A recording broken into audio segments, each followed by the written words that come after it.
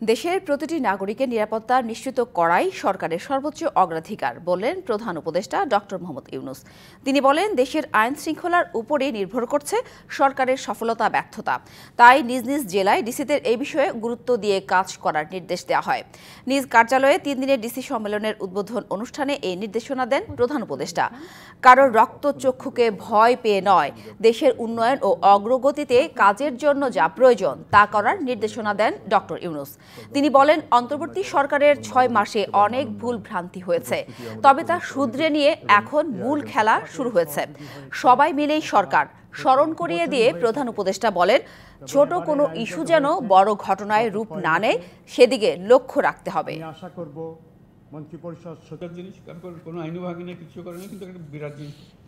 আমরা অনেক সময় এখানে বসে আমাদের দায়িত্ব হলো এই যে টিম, সরকারের যে টিম, এটা নিশ্চয়তা দেওয়া যে সকল নাগরিককে আমরা সুরক্ষা দেব। কে কোন ধর্মে বিশ্বাস করে সেটা আমাদের বিবেচ্য নয়, সে দেশের নাগরিক, সেই হিসাবে তাকে আমরা রক্ষা করব। এবং আমি এই সরকার তারও সরকার, কারো রক্তচক্ষুর কারণে, কারো ধমকের কারণে কোনো কাজ করার প্রয়োজন নাই।